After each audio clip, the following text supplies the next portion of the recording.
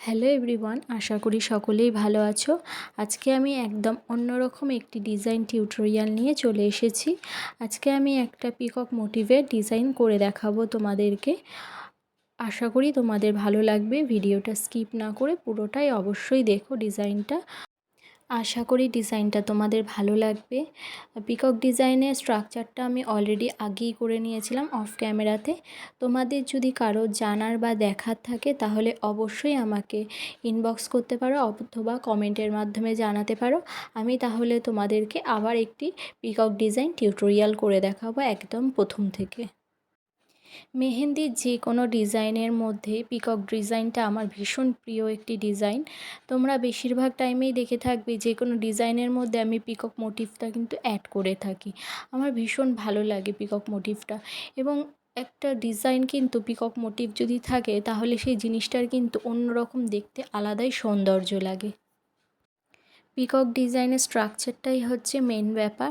এছাড়া কিন্তু ভেতরে ভরাট আমরা যে কোনোভাবে করতে পারি। এখানে যেমন আমি হামসের মাধ্যমে এবং কিছু পাতার মাধ্যমে ডিজাইনটাকে কমপ্লিট করেছি ভেতরটা। তোমরা কিন্তু চাইলে এখানে পুরোটা ভরাটও করে দিতে পারো, সেক্ষেত্রেও কিন্তু জিনিসটা দেখতে ভীষণ সুন্দর লাগবে। এরপর আমি ময়ূরের যে পেখম আছে সেই পেখমটাতে আমি এখানে মধুবনী আর্ট অ্যাড করেছি। তোমরা চাইলে অন্য রকমও ডিজাইন অ্যাড করতে পারো, চাইলে তোমরা অন্য রকম স্ট্রাকচারও অ্যাড করতে পারো, কিন্তু আমার স্পেশালি আমার নিজের জন্যই বেশি ভালো লাগে, সেটা হচ্ছে এই মধুবনী আর্টটা। মধুবনী আর্টের মধ্যে একটা অন্যরকম মাহাত্ম্য আছে। যে কোনো ডিজাইনের মধ্যে মধুবনী আর্টটা যদি দেওয়া হয় আমার কিন্তু ভীষণ ভালো লাগে। আমি সেই জন্য কিন্তু এখানে মধুবনী আর্ট অ্যাড করেছি। মধুবনীর মধ্যে আমি এখানে রোজ মোটিভটা অ্যাড করেছি। তোমরা চাইলে কিন্তু লোটাস দিয়েও করতে পারো অথবা অন্য যে কোনো ফ্লাওয়ার মোটিভেও তোমরা করতে পারো। যে কোনো করবে সেটাই সুন্দর লাগে। আর মধুবনী আর্টের ক্ষেত্রে খেয়াল রাখতে হবে আমরা যে স্ট্রাকচারটা করছি সেটা যেন বড় বড় হয়। মানে স্ট্রাকচার আমরা যত বড় করব জিনিসটা কিন্তু দেখতে ততটাই প্রমিনেন্ট লাগবে। স্ট্রাকচার যদি ছোট হয়ে যায় এবং সেটা যদি ভরাট হয়ে যায় তারপরে কিন্তু জিনিসটা দেখতে একদম ভালো লাগে না। বেশি ভরাট হয়ে গেলে গুরুত্ব বোঝা যায় না এবং ডিজাইনটা একদমই বোঝা যায় না। এখানে আমি ময়ূরের ডিজাইনে অর্থাৎ পেখমের ডিজাইনে দুই রকম ডিজাইন অ্যাড করেছি দুটো ময়ূরে।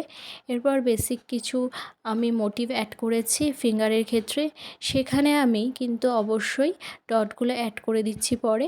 এরপরে আমি ফিঙ্গারে কিছু ডিজাইন অ্যাড করছি। এই যে টি শেপের যে ডিজাইনটা এটা কিন্তু বেশ সুন্দর লাগে হয়ে যাবার পরে, তোমরা নিজেরাই দেখতে পাবে। এরপর আমি ফিঙ্গারে কিছু মধুবনী করেছিলাম সেটাকে ফিলস করে দিচ্ছি। মধুবনী কিন্তু এইভাবে ফিলস করবে, কোনো রকম ঘষে ঘষে ফিলস করবে না। ঘষে ফিলস করলে কি হয় অনেক জায়গা ফাঁকা থেকে যায়, বা ভরাটের ক্ষেত্রে অনেক সময় ঘষে আমি অনেককে দেখেছি করতে, সেই জিনিসটা করবে না, সেটা অবশ্যই ভুল।